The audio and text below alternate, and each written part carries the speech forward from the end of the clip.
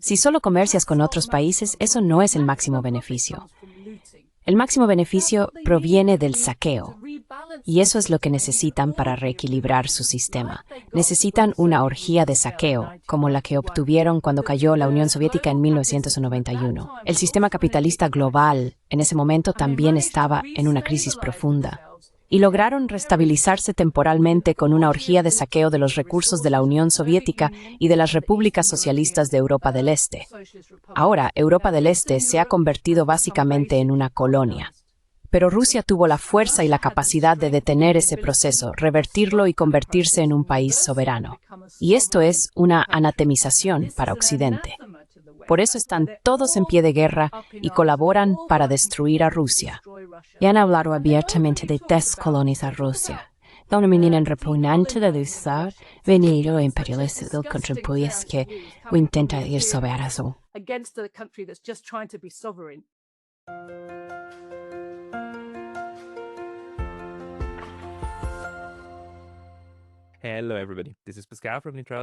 Hola a todos, soy Pascal Lotaz de Neutrality Studies.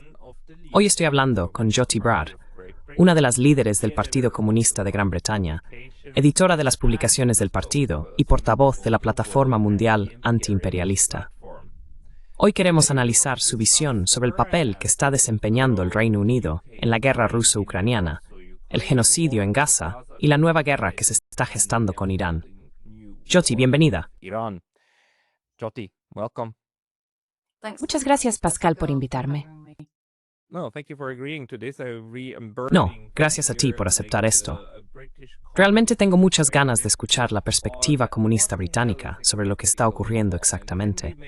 Y podríamos empezar, quizá, por el tema más reciente, esta horrible narrativa en Occidente de que definitivamente necesitamos una guerra con Irán.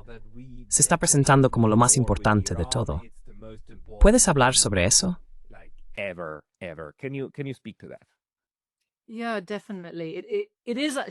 Sí, definitivamente.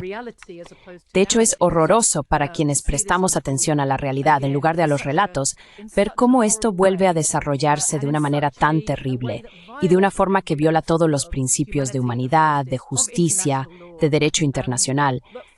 Pero en el fondo estamos viendo una especie de repetición, ¿no?, de la preparación para la guerra en Irak o de los primeros días de la guerra contra Irak en 2003.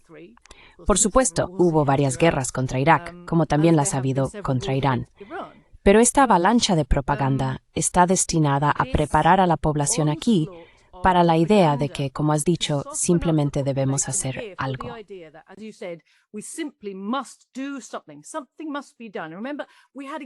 Hay que hacer algo. Recuerda, tuvimos exactamente el mismo grito. Hay que hacer algo, de todos los medios y todos los políticos de Occidente antes de la invasión de Irak en 2003. Hay que hacer algo. Es urgente. Tiene que ser ahora. Porque, ¿qué nos decían entonces? Están a días de fabricar algún tipo de bomba química horrible, que por supuesto si la fabrican, la desatarán inmediatamente sobre la población local, sobre todos los que les rodean. Son como supervillanos al estilo James Bond, por las planetas de Place, no lo sé, son nada más.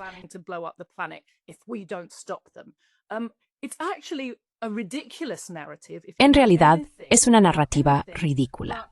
Si sabes algo de cualquier cosa, pero nos mantienen alimentados con una dieta de narrativas ridículas de Hollywood que, cuando todo el mundo las repite desde todas las direcciones, puede parecer que deben ser ciertas. Debe de haber algo si todo el mundo lo dice. ¿Cómo es ese dicho que tenemos? Donde hay humo, hay fuego. Si todo el mundo piensa esto, debe de haber un problema.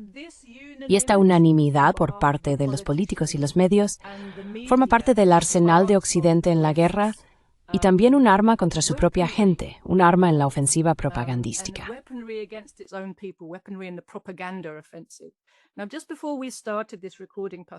Ahora, justo antes de empezar esta grabación, Pascal, estábamos hablando, ¿verdad?, sobre la importancia de la propaganda y las operaciones psicológicas en una guerra imperialista, y de cómo a través de esta propaganda confunden y manipulan a su propia gente para que si no apoyan completamente la guerra, al menos estén lo suficientemente confundidos como para no oponerse de manera significativa, principalmente para que estén simplemente confundidos y sumisos, callados, y permitan que sigan adelante con su agenda y utilicen los recursos del país de esta manera, y a las personas.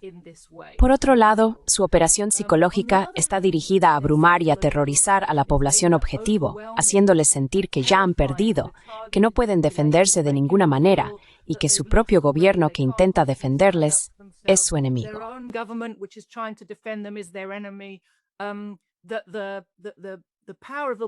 El poder de Occidente es todopoderoso y no se puede resistir. Y si intentas resistirte, vas a sufrir. Así que es mejor que te rindas rápidamente ahora. Es una bestia de dos cabezas, y lo que estamos viendo es una enorme cantidad de desinformación. Personas como tú y yo, que hemos estado intentando seguir los acontecimientos en este momento, encontrarán que es muy difícil obtener información concreta y real. Hay tanta guerra psicológica en marcha, especialmente desde Occidente, dirigida a desmoralizar y confundir a quienes intentan encontrar la verdad, que es muy difícil discernir lo que realmente está ocurriendo. Pero una cosa que podemos hacer es dar un paso atrás y observar todo el marco y los principales pilares de la narrativa que nos están presentando.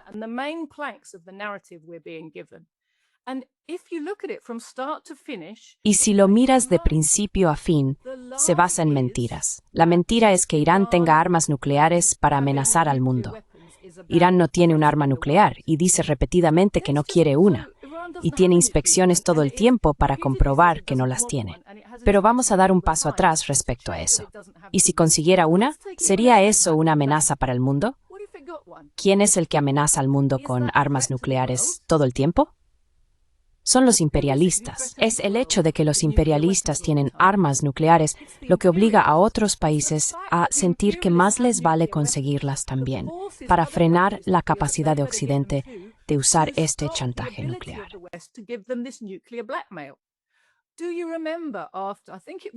¿Recuerdas creo que fue después de Libia, no soy muy bueno recordando nombres exactos, puede que haya sido Hillary Clinton quien básicamente admitió en público: atacamos Irak porque no tenía armas nucleares, atacamos Libia porque no tenía armas nucleares y no atacamos a la RPDC porque sí las tenía. La RPDC no ha lanzado un ataque nuclear al mundo, no lo está intentando. La RPDC, Corea del Norte, está intentando asegurarse de que no la ataquen con armas nucleares. Sabemos por todas las declaraciones que han hecho durante décadas que ha habido varios momentos en los que Estados Unidos sintió que su dominio nuclear era lo suficientemente fuerte como para intentar usar armas nucleares después de haberlas usado en Japón.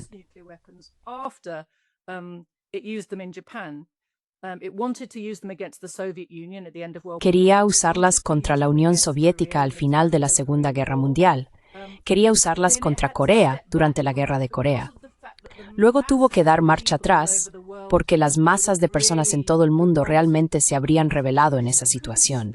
No pudieron crear una narrativa que lo justificara ante suficiente gente. Así que, como ves, la amenaza viene de Occidente y la necesidad de crear esta narrativa también viene de Occidente. En particular, vivimos en un clima posterior a la Segunda Guerra Mundial en el que, debido a la influencia del bloque socialista en el establecimiento de normas internacionales aceptadas, los tribunales de Nuremberg establecieron una serie de principios que han sido aceptados por todo el planeta como marco para un verdadero derecho internacional.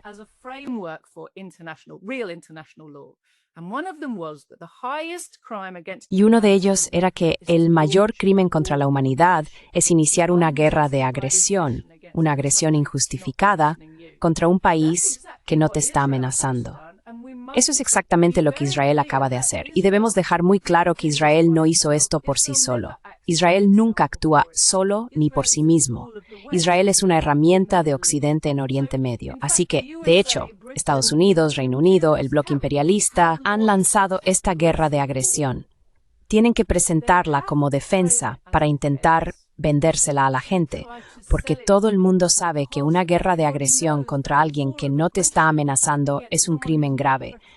Y aún así, a pesar de toda la desinformación que recibimos, En realidad, es muy evidente para cualquiera que preste atención que eso es exactamente lo que está ocurriendo aquí.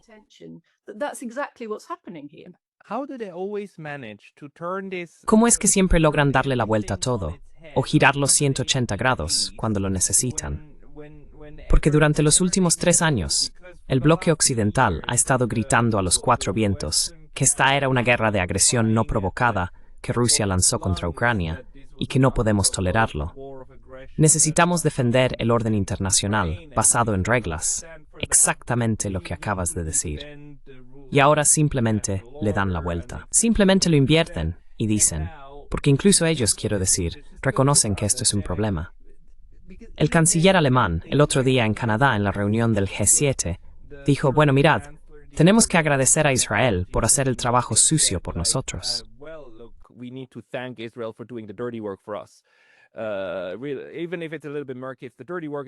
Aunque sea un poco turbio, es el trabajo sucio. Es necesario. Es por una buena causa, porque el régimen de los mulás es pura maldad. Así que es bueno que alguien tenga el valor de hacer esto. Y lo hacen. Y por supuesto, las cadenas de televisión y demás son esos megáfonos del poder, ¿verdad? Lo apoyan. Pero esto en realidad acaba calando, ¿no? Y algunas personas lo aceptan. ¿Cómo te explicas que esto sea posible en una población informada o en una población que cree estar informada?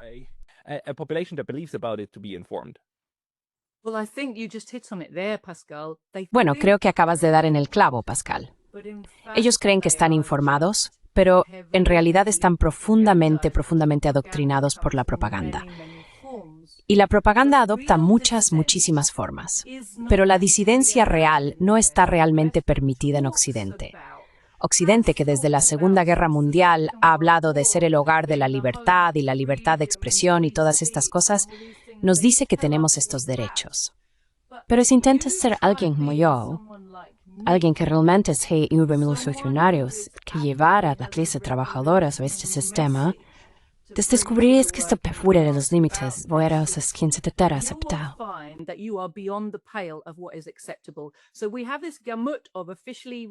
Así que tenemos este abanico de opiniones oficialmente reconocidas que va de derecha a izquierda. Pero si lo examinas, es la derecha a la izquierda del imperialismo. No se permite nada más allá de eso. No se permiten discursos ni ideas antiimperialistas o socialistas, no se permiten. Y eso ha sido una política general desde la Segunda Guerra Mundial. Así que tenemos muchas variedades de propaganda proimperialista, muchas marcas de partidos políticos proimperialistas, pero en el fondo todo es lo mismo. Solo cambia el color que marca este adorno que lo rodea. Recuerdo que te doy cuenta de esto muy claramente,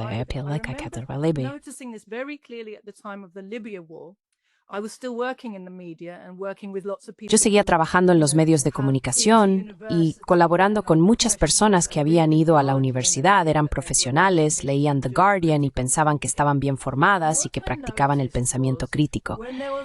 Y lo que noté fue que cuando hubo esa enorme campaña de propaganda contra el coronel Gaddafi, para prepararnos para la idea de que era un caso perdido y que Libia era un régimen insano y peligroso, y que simplemente había que hacer algo, ¿verdad?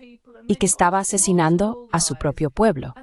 Y nos contaron mentiras de principio a fin, y presentaron al coronel Gaddafi como si fuera una especie de lunático, de formas horribles y muy racistas. Lo interesante en ese momento fue observar, para mí, que llevaba tiempo interesado en Libia e incluso la había visitado una vez. Y vi a personas que sé que no sabían nada sobre Libia, leer 2 o 3 artículos en The Guardian y luego hablar sobre Libia y sobre el coronel Gaddafi como si supieran. Así que ves, en realidad, la naturaleza insidiosa de nuestra máquina de propaganda. Hay un tipo de propaganda para cada uno. Y si lees el tipo de propaganda que encaja con tu estilo de vida, sientes que lo que has hecho es pensamiento crítico. Y de hecho, algunas de las personas más adoctrinadas por la propaganda y menos críticas son aquellas que han pasado mucho tiempo en la Academia Británica y han trabajado en instituciones profesionales. Y son tan de pensamiento grupal que es una locura. Pero parte de su pensamiento grupal es, soy una persona que piensa de forma crítica.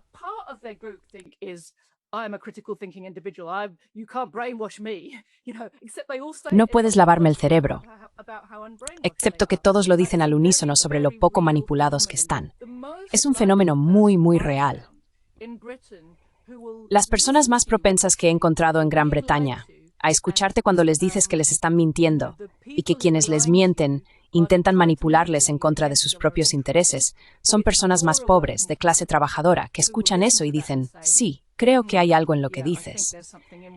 Cuanto más educada, más profesional, cuanto más implicación tiene la gente en el sistema, más han absorbido un tipo de propaganda que dice, no puedes lavarme el cerebro. Es una máquina muy sofisticada.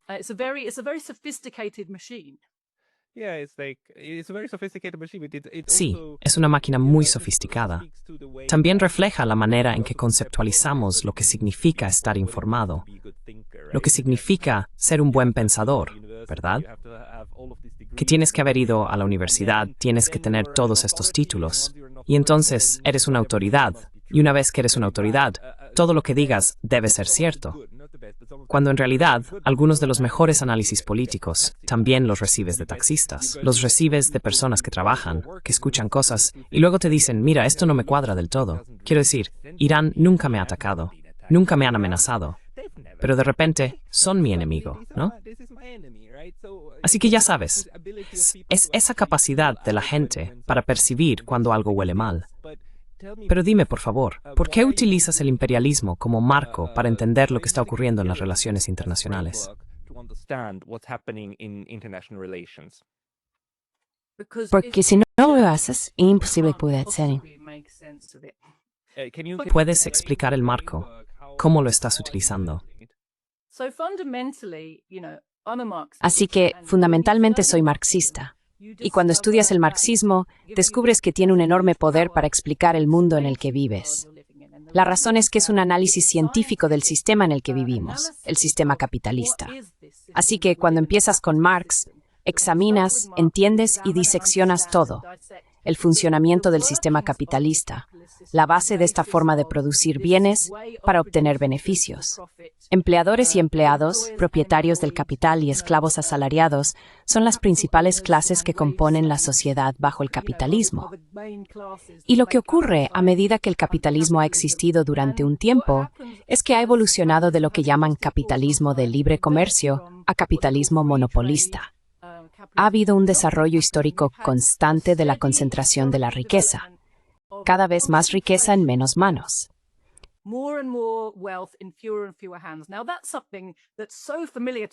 Ahora, eso es algo tan familiar para nosotros hoy en día que casi no lo notamos ni pensamos en ello, porque el mercado mundial, el mercado capitalista, se convirtió en un mercado monopolista, capitalista imperialista, hace más de 100 años. Lenin escribió la definición definitiva de lo que es el imperialismo.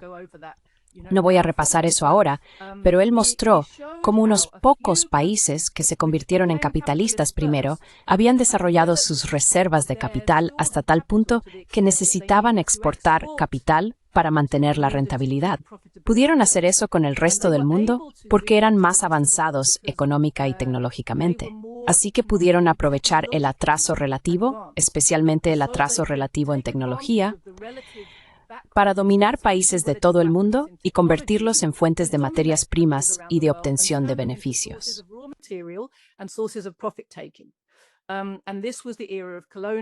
Y esta fue la era de la expansión colonial por todo el mundo. Luego se llegó a un punto en el que el mundo entero se había convertido básicamente en un gran mercado capitalista. En ese momento emergen las contradicciones que están integradas en el sistema del imperialismo, cuando empobreces a las masas, pero también produces de una manera en la que produces más y más todo el tiempo. Pero las personas que producen toda esa riqueza reciben una proporción muy pequeña de la riqueza que generan. Lo que se crea es una crisis de sobreproducción. Se genera una situación en la que los bienes que se han producido no pueden venderse porque las personas que necesitas que los compren, las masas, han sido empobrecidas. Así que el mercado se reduce mientras la cantidad de bienes que produces aumenta.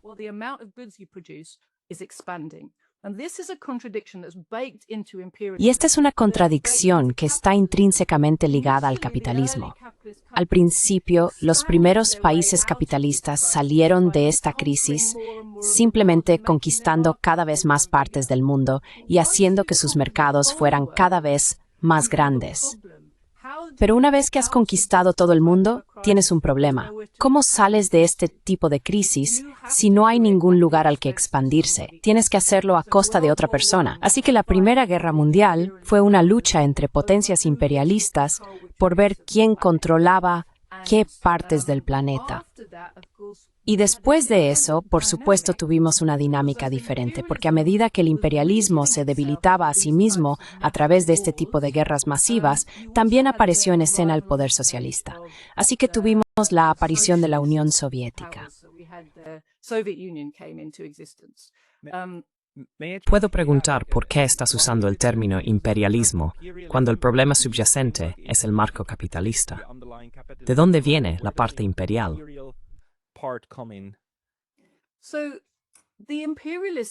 Así que los imperialistas son las potencias capitalistas dominantes del mundo, y fueron ellos quienes desarrollaron el capitalismo primero. Poseen reservas de capital que con el tiempo no dejan de crecer. Si piensas en cómo funciona el capitalismo, tienes una cantidad de capital para invertir, y el objetivo principal del capitalismo es hacer que ese capital crezca. Si lo ves como un proceso histórico, los países que desarrollaron el capitalismo primero tienen una clase dominante muy pequeña, pero la reserva de capital sobre la que se asientan es enorme y crece constantemente, porque ese capital, para funcionar como capital, tiene que invertirse con beneficio.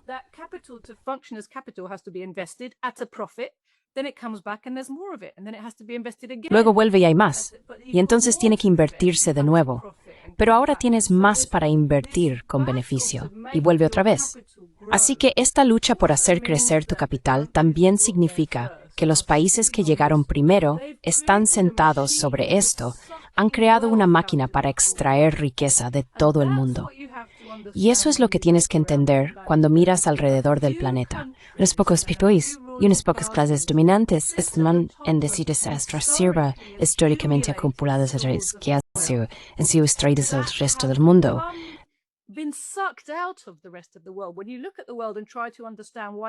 Cuando observas el mundo e intentas entender por qué tantos países están atrasados en desarrollo, por qué tanta gente es pobre aunque viva en países con enormes cantidades de recursos naturales, por qué no pueden progresar y desarrollarse, es porque se les impide deliberadamente desarrollarse, se les impide poder controlar sus propios recursos.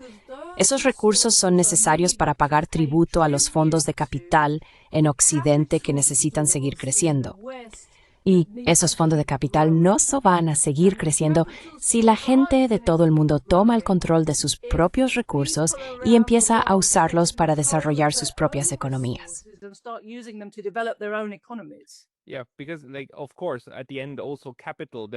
Sí, porque por supuesto, al final el capital no son solo cosas que puedes comprar. Es poder puro y bruto, porque puedes ordenar a la gente que haga cosas. 100 libras es una cena con tu familia. 100.000 millones de libras es la capacidad de mandar a todo un ejército de personas para que produzcan algo o vayan a la guerra. Puedes dirigir a la gente y, por lo tanto, también puedes proyectar poder. Ahora estamos viendo que esto vuelve a suceder ante nuestros ojos. Vemos cómo Elon Musk pasó de ser simplemente rico a ser increíblemente influyente. Y estamos viendo cómo el dinero compra poder político y viceversa.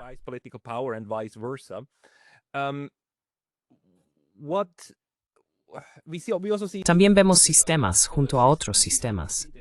Vemos a los chinos, que tienen una economía de mercado, pero no son capitalistas.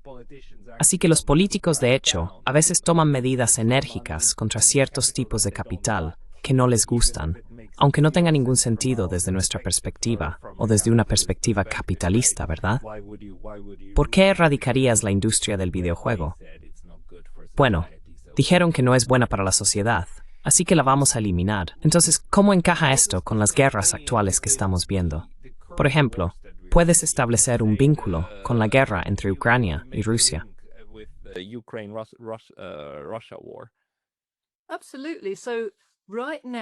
Absolutamente. Ahora mismo, el sistema capitalista global está en una enorme crisis de sobreproducción y está intentando desesperadamente salvarse.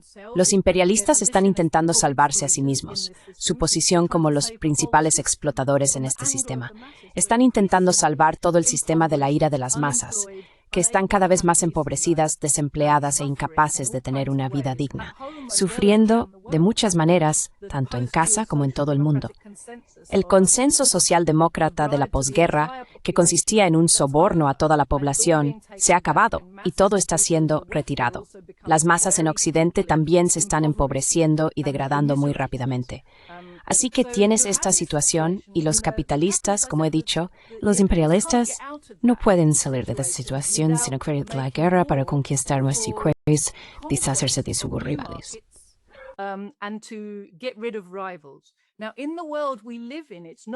Ahora, en el mundo en el que vivimos, no es el mundo clásico de solo potencias imperialistas dominando el globo.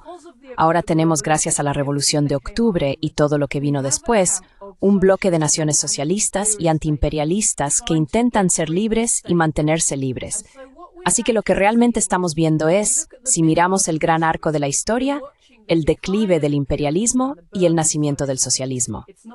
No es un proceso suave, no avanza en línea recta, pero las fuerzas que luchan entre sí, aunque no se den cuenta de lo que forman parte, si se oponen al imperialismo, en realidad están ayudando a las fuerzas del socialismo a reemplazar y destruir finalmente el viejo sistema imperialista que se está debilitando desde dentro de muchas maneras.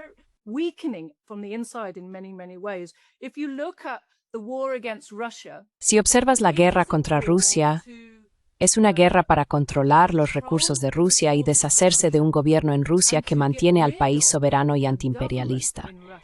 Ahora bien, es un gobierno capitalista, no es un gobierno socialista, esto no es la URSS, pero es un gobierno que llegó después de los tiempos de Boris Yeltsin.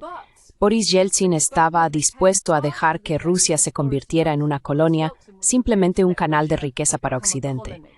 Pero la burguesía de Rusia, la burguesía nacionalista de Rusia dijo, espera un momento, tenemos todas estas cosas. Ahora, la ironía es que todas las cosas que tiene la burguesía rusa que les hacen pensar que deberían poder defenderse, las obtuvieron del socialismo. Tienen una industria decente.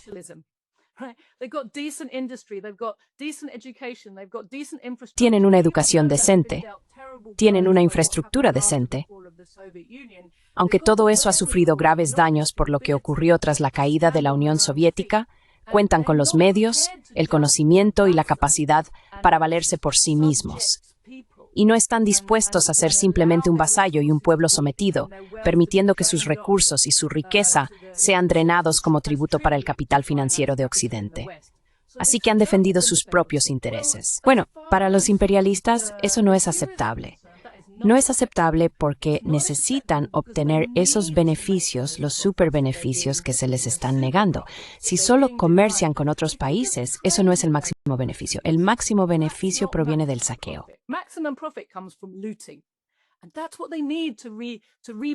Y eso es lo que necesitan para reequilibrar su sistema. Necesitan una orgía de saqueo como la que tuvieron cuando cayó la Unión Soviética en 1991. El sistema capitalista global en ese momento también estaba en una crisis profunda y lograron estabilizarse temporalmente con una orgía de saqueo de los recursos de la Unión Soviética y de las repúblicas socialistas de Europa del Este. Ahora, Europa del Este se ha convertido básicamente en una colonia, pero Rusia tuvo la fuerza y la capacidad de detener ese proceso, revertirlo y convertirse en un país soberano. Y esto es una herejía para Occidente, por eso están todos tan alterados y colaboran para destruir Rusia.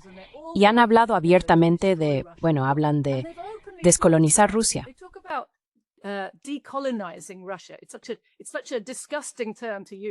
Es un término tan repugnante de usar, viniendo de los imperialistas contra un país que solo intenta ser soberano. Pero lo que quieren decir es, lo han dicho abiertamente, que quieren romper Rusia en pedazos para hacerla más manejable, de modo que puedan enfrentar a los pequeños fragmentos entre sí y erigirse como los señores supremos para saquear de manera más eficiente la enorme riqueza de la Federación Rusa. Ese es su objetivo. Necesitan una victoria en esta guerra, y el hecho de no conseguirla los está volviendo desesperados. Creo que esa es parte de la razón por la que están expandiendo la guerra a otros escenarios, porque necesitan un impulso para salvar un sistema que en realidad está al borde de un colapso financiero masivo.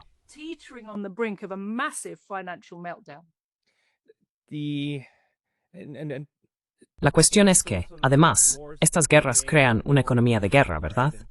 Y en realidad, ya sabes, no solo las armas que se están utilizando, sino que también generan algo de empleo y demás. Pero, por otro lado, también destruyen parte de la riqueza. Quizá puedas hablar sobre eso. Pero tengo otra pregunta que me ronda la cabeza desde hace tiempo.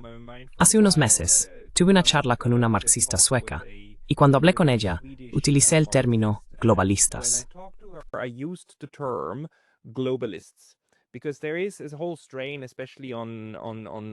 Porque existe toda una corriente, especialmente en las redes sociales, que intenta explicar lo que está ocurriendo básicamente diciendo que es el impulso de una élite globalista que solo busca su propio beneficio y luego colabora entre naciones para acumular riqueza, pero utilizan la palabra globalista.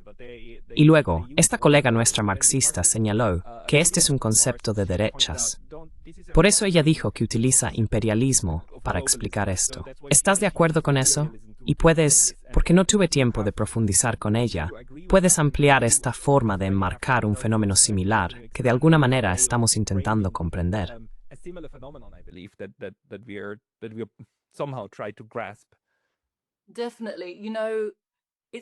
Definitivamente. Sabes, es el marxismo y la teoría marxista los que nos explican el mundo, y eso la convierte en una herramienta muy, muy poderosa para que la clase trabajadora la haga suya. Por eso se nos induce a sentir aversión hacia el uso de términos marxistas, que son muy científicos y precisos. Tienen definiciones adecuadas y puedes explicarlas, puedes ilustrarlas y mostrar lo que significan en el mundo. Puedes conectarlas con una comprensión más amplia de la sociedad de clases y la explotación, con las herramientas y el entendimiento necesarios que la clase trabajadora necesita para liberarse y crear una sociedad socialista.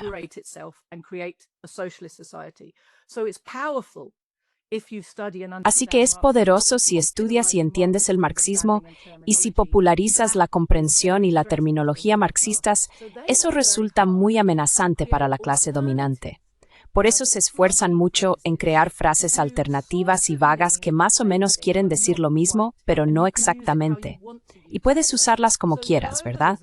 Así que globalismo es utilizado por mucha gente, y más o menos significa lo que ellos quieran que signifique. Pero están señalando el hecho existe cooperación entre los super ricos en la ciudad de Kreml en las cuestiones imperialistas y la territorial.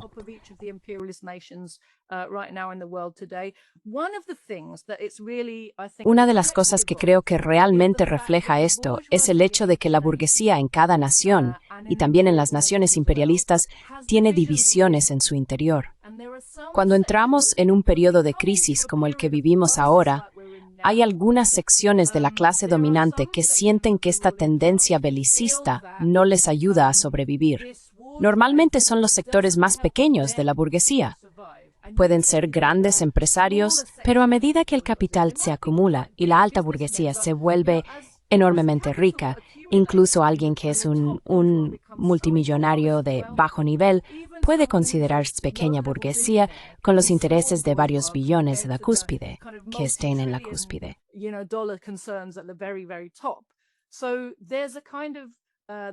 Así que existe una animosidad hacia la agenda que se percibe como promotora de la acumulación de capital, de tal manera que incluso la gran burguesía se ve perjudicada por ella. Ahora bien, si piensas en la democracia en Occidente, es una democracia burguesa. Lo que eso significa es que es una democracia para quienes pueden permitirse acceder a ella. Así, en los periódicos y en los documentos de debate que circulan entre la burguesía, se reflejan tendencias de pensamiento entre facciones rivales de la clase dominante. El capitalismo es un sistema caracterizado por la competencia. E incluso cuando una clase se une para reforzar su posición frente a otros países o frente a su propia población trabajadora, también está siempre luchando como gatos en un saco por la supremacía entre ellos mismos y buscando oportunidades para superarse y sacar ventaja sobre sus rivales dentro de su propia clase.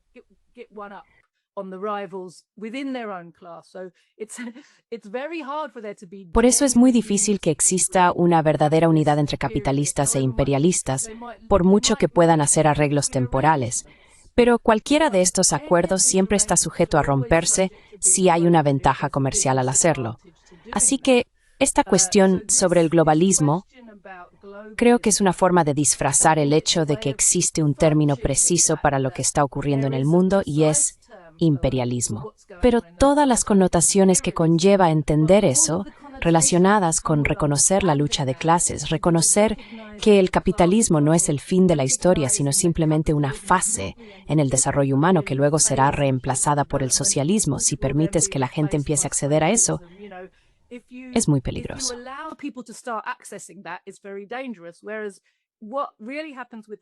Lo que realmente ocurre con la clase dominante cuando está luchando entre sí es que intenta atraer a sectores de la clase trabajadora a su lado. Así que trata de envolver su mensaje de una manera que parezca «estamos de vuestro lado». Muy a menudo verás que pequeñas fuerzas burguesas en un país presentan su mensaje de forma que intenta atraer a una parte de la clase trabajadora y la pequeña burguesía como si fuera sentido común. No nos gustan estos grandes capitalistas más que a vosotros. Lo que realmente quieren decir es que les gustaría convertirse en esos grandes capitalistas. Pero siempre es importante para la clase dominante poder contar con el apoyo de sectores de la clase trabajadora. Realmente no puede hacer mucho sin ese apoyo.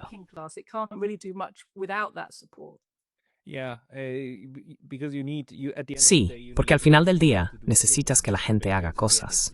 Porque de nuevo, se trata de quién hace qué y quién se conforma con tener poco. Y para que unos pocos tengan mucho, necesitas que muchos tengan poco. Pero luego vemos cómo funciona el mundo internacional y cómo este constante asedio de militarismo y violencia masiva, que es lo que más me preocupa. ¿Cómo es posible que no podamos salir, que no podamos romper con la violencia masiva, a pesar de los esfuerzos para lograrlo? Las Naciones Unidas son un esfuerzo para lograrlo. La idea de los derechos humanos es un esfuerzo para lograrlo.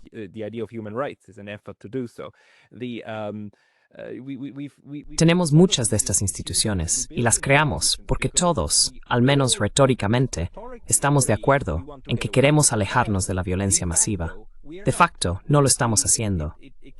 Sigue cambiando de forma y de nombre, y renombramos el derecho de guerra como derecho internacional humanitario porque suena un poco mejor, pero mantenemos los mismos conceptos. Y en realidad, tienen un propósito, ¿verdad? Tienen el propósito de reducir la violencia, incluso cuando estalla la biomasiva. ¿Tienes alguna manera de entender esto? Aparte del hecho de que los imperialistas simplemente mienten constantemente.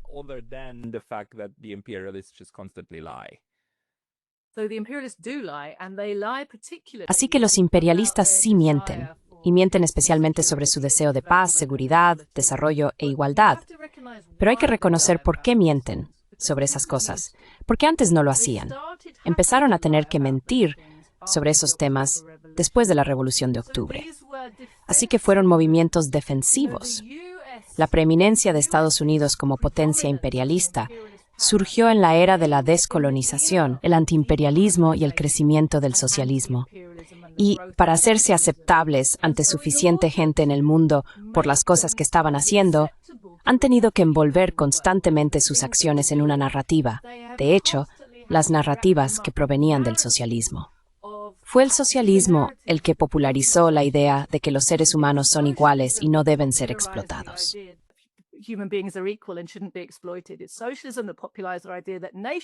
Es el socialismo el que popularizó la idea de que las naciones son iguales y no deberían tener relaciones desiguales. Es el socialismo el que difundió la idea y la perspectiva de que la humanidad realmente puede vivir en paz, que es posible hacerlo y lograr desarrollo y prosperidad para todos. Solo bajo el socialismo se pueden tener esas cosas. La Unión Soviética lo demostró a todos. Y por lo tanto, para ya sabes, en esta era de descolonización, mientras el imperialismo seguía existiendo como sistema, tuvieron que presentarse de manera diferente. Estados Unidos hizo mucho menos colonialismo directo. Tiene algunas colonias directas, pero no hablan de ellas ni las presentan como colonias directas. No admiten que eso es lo que son. Tienen que fingir que son otra cosa.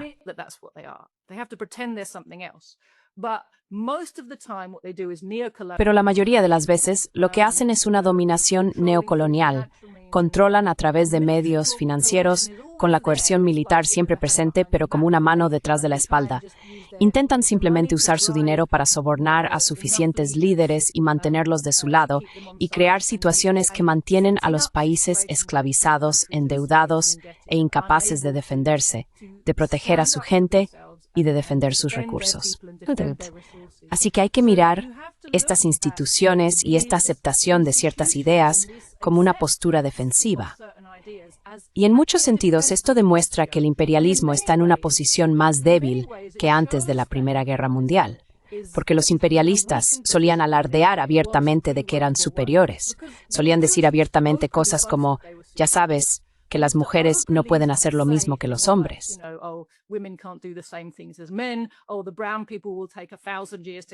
Los pueblos de color tardarán 1000 años en alcanzar a los pueblos blancos. Es algo inherente. Son simplemente pueblos infantiles. Los africanos, de hecho, ni siquiera son seres humanos completos. Podían decir abiertamente todo tipo de cosas que ahora no se atreverían a decir, aunque siguen pensándolo y comportándose de esa manera. Así que la hipocresía existe porque constantemente nos enfrentamos a la realidad de lo que realmente piensan a través de lo que hacen y de cuáles son sus verdaderos fines y objetivos.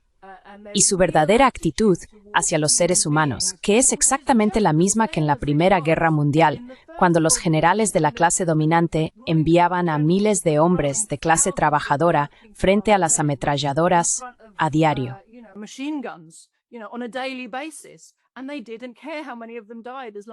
Y no les importaba cuántos de los suyos murieran, siempre y cuando su bando saliera ganando al final. Carne de cañón. De ahí viene esa expresión. Pues bien, el hecho es que ahora tienen que intentar conseguir su carne de cañón en otros lugares, porque las implicaciones revolucionarias de seguir utilizando a sus propias poblaciones de esa manera son bastante aterradoras, en realidad, para los imperialistas. Es algo que intentan evitar. Así que sí, creo que hay que ver la ONU.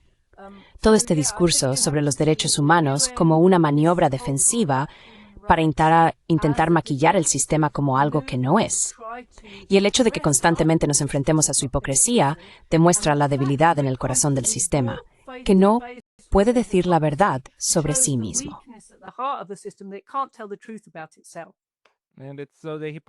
Así que la hipocresía no es estupidez. Es una función de la manera necesita presentarse, pero luego actuar de forma diferente. De lo contrario, no tendríamos tenemos. Exactamente. Si actuaran de acuerdo, estarían corrigiendo el socialismo.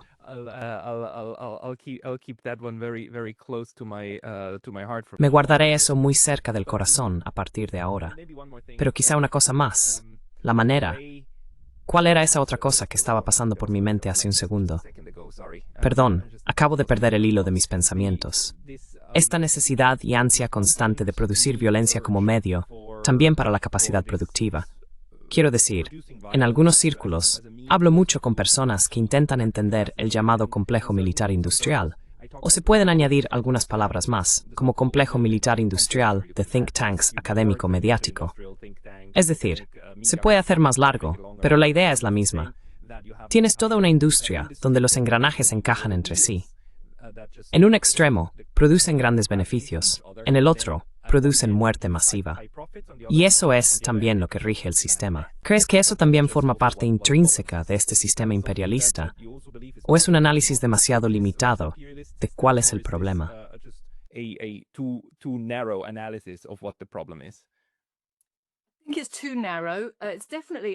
Creo que es demasiado limitado. Por supuesto, es un factor importante. La industria armamentística y toda la maquinaria de guerra. Pero si tomamos distancia, ¿por qué los imperialistas necesitan colonizar, controlar y subyugar a otros pueblos? Es para asegurar el flujo de beneficios máximos, y siempre tenemos que volver a las motivaciones económicas de todo. Ahora mismo ya sabes, ¿por qué necesitan grandes? Entonces, en primer lugar, tienen que hacer todo lo posible para controlar a la gente, y lo hacen aterrorizándola. Si la gente intenta defenderse, tienen que demostrarles que no pueden hacerlo, y se utilizan todos los medios necesarios para reprimir el deseo de libertad de las personas. Y por supuesto, vivimos en la era posterior a la Revolución de Octubre, después de la liberación nacional, cuando todos los pueblos creen que tienen derecho a ser libres.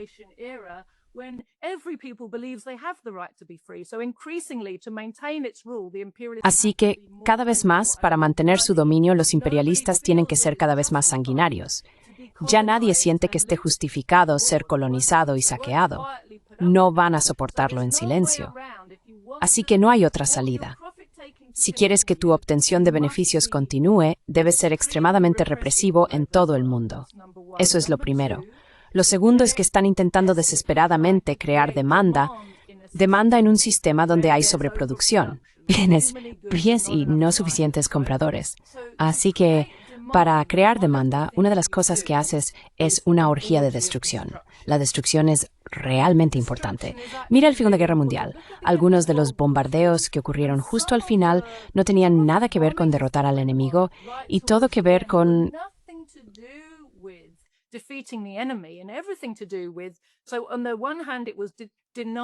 Por un lado, se trataba de negar infraestructuras a las nuevas repúblicas socialistas. Se les iba a negar la infraestructura, la industria y las materias primas que ya habían sido organizadas. En el lado de Alemania Occidental, se trataba mucho más de crear una situación en la que todo tuviera que ser reconstruido, y entonces entrarían los contratistas. Fíjate en lo importante que esto era para los imperialistas. Al final de la guerra de Irak, ¿por qué dos cosas estaban luchando? La primera era quién iba a desarrollar la riqueza petrolera de Irak, y la segunda, quién iba a conseguir los contratos de reconstrucción. ¿Verdad? Porque esto creaba demanda para sus actividades.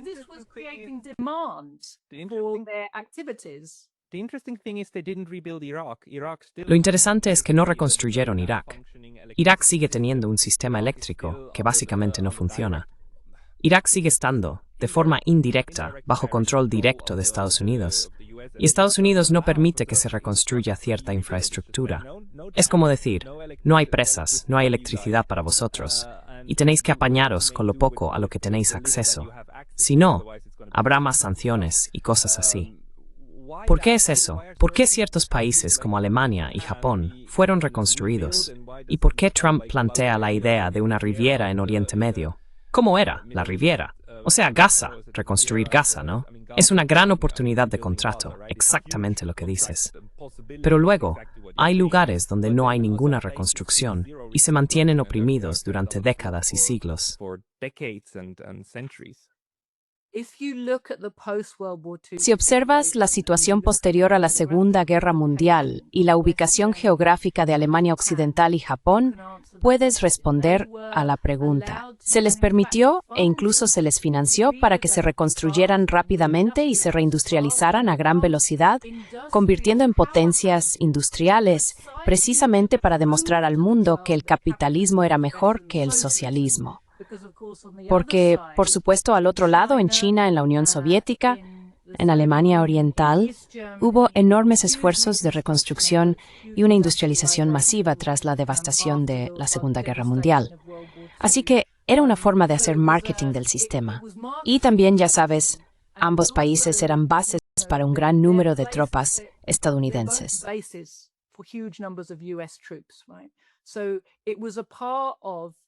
Así que formaba parte del intento de contener el socialismo y de demostrar a los trabajadores de los países no socialistas que todo lo que pensaban que solo el socialismo podía ofrecerles, el capitalismo también podía dárselo. Era una especie de campaña de marketing de cara a la galería, por así decirlo. Pero si observas cómo fueron reconstruidos, lo fueron de tal manera que, aunque siguen siendo potencias imperialistas con clases dominantes imperialistas sentadas sobre mucho capital financiero, se les ha permitido reconstruirse de una forma muy subordinada a los intereses del imperialismo estadounidense.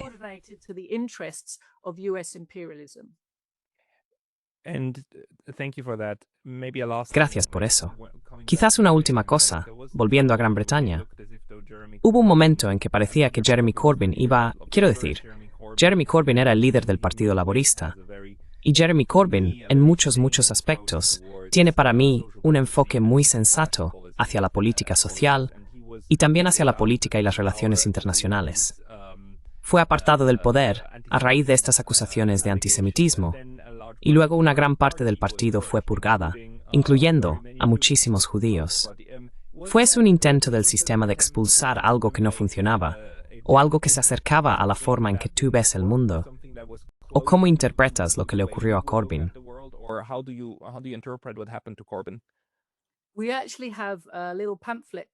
De hecho, tenemos un pequeño folleto llamado El auge y la caída del proyecto Corbyn, porque es algo importante que los trabajadores británicos deben entender.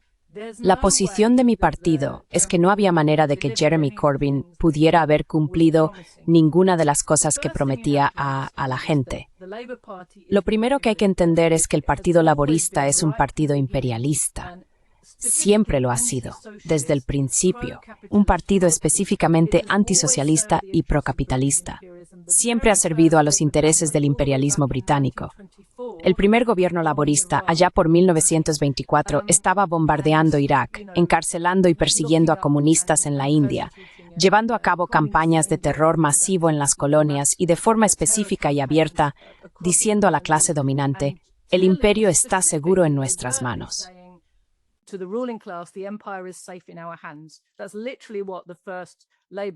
Eso es literalmente lo que los primeros ministros laboristas decían a la clase dominante durante sus escasos 8 meses en el gobierno, cuando fueron puestos a prueba por primera vez como una forma de desahogar la rabia de los trabajadores contra el sistema y todos sus crímenes en una situación bastante revolucionaria tras la Primera Guerra Mundial, ¿verdad?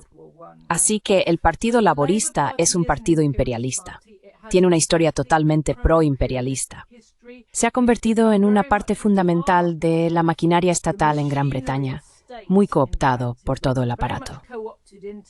Tenemos, como en otros lugares, este tipo de duopolio entre el principal partido del poder y el partido secundario, y el Partido Laborista sustituyó al Partido Liberal en un momento en que la ira de la clase trabajadora necesitaba algún tipo de escape.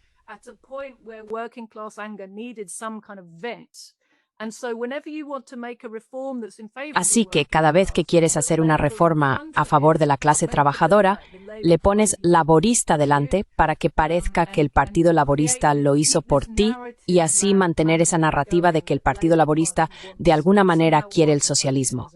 Personas como Jeremy Corbyn, siempre ha habido algunas personas en el Partido Laborista, diputados, que son descritos como socialistas. No son socialistas, no son revolucionarios, no intentan acabar con el capitalismo. Lo que quieren es un capitalismo con características más amables. Lo que quieren es un soborno mayor para que los trabajadores miren hacia otro lado mientras nuestros gobernantes saquean, explotan y masacran en el resto del mundo.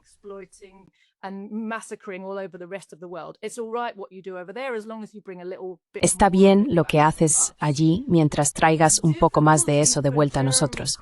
La dificultad para Jeremy Corbyn en particular es que siempre ha desempeñado el papel de la minoría constantemente derrotada. Y el trabajo es ser una pequeña hoja de parra en el partido para que la propaganda diga a los trabajadores: «Oh, el Partido Laborista es el partido de la clase trabajadora». El Partido Laborista es el partido al que debes acudir si eres socialista. Pueden mantener eso porque tienen algunos socialistas hoja de parra ahí para hacer ese trabajo. Y Jeremy Corbyn siempre fue uno de ellos. Estaba allí para decir lo correcto y ser derrotado en la votación.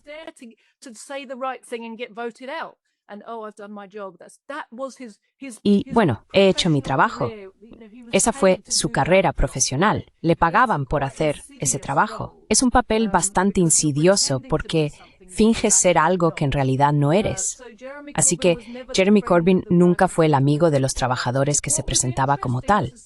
Lo interesante de ver en la campaña contra él en realidad fue la forma en que, porque presentó un conjunto de demandas bastante populares que en realidad eran muy moderadas, socialdemócratas moderadas, pero lo hizo en un momento de crisis económica cada vez más profunda. La clase dominante no puede costear esas demandas, aunque sean bastante moderadas. No son realmente enormes.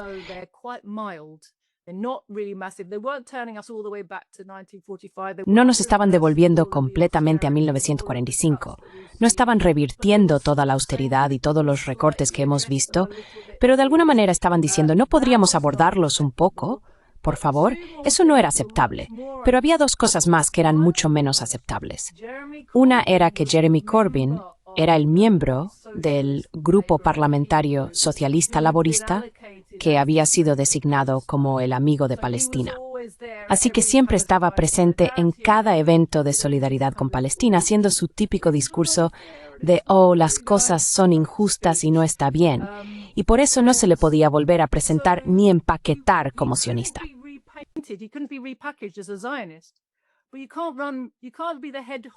Pero no puede ser el jefe, el director general que dirige o parece dirigir el imperialismo británico o los intereses gubernamentales británicos, y no ser sionista. El sionismo no es opcional para un político británico de carrera a alto nivel, es obligatorio. Lo interesante fue ver cómo Jeremy Corbyn no se mantuvo firme. Todos los principios que supuestamente defendía cuando era líder del Partido Laborista, no defendió ni uno solo. Fueron a por él por su política sobre la OTAN y se dio. Fueron a por él por guerra y se dio. Fueron a por el programa nuclear se dio. Por el Brexit.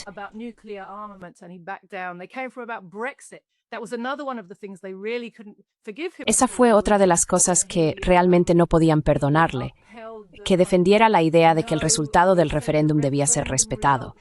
Pero la clase dirigente estaba intentando desesperadamente revertir el resultado del referéndum en ese momento, así que estaban muy enfadados con él por eso.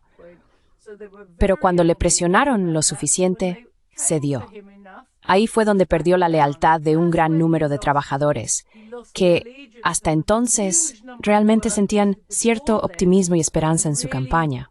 Después de eso, pensaron que era simplemente otro de esos cobardes que no se atreven a plantar cara. Lo mismo ocurrió con la campaña sobre el antisemitismo.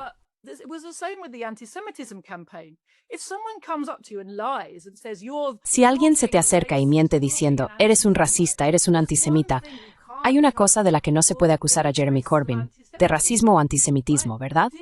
Se defendió y dijo, no, esto es una mentira. Ni yo, ni los miembros de mi gabinete, ni nuestro partido somos inherentemente antisemitas. No, no lo hizo. Dijo, oh, lo siento, oh, lo siento, oh, lo siento. Y cuanto más pedía perdón y se echaba atrás, más iban a por él. Le persiguieron ahí, le persiguieron. Y mientras fue el líder, hubo un enorme caso de brujas en todo el partido para el persona por personas en el extranjero y el líder que él facilitó que eso ocurriera. De acuerdo. Muchas gracias por eso. Quiero decir, realmente necesitaba esta perspectiva sobre lo que le ocurrió allí. Jyoti, si la gente quiere seguirte y leer tus escritos y publicaciones, ¿a dónde deberían ir?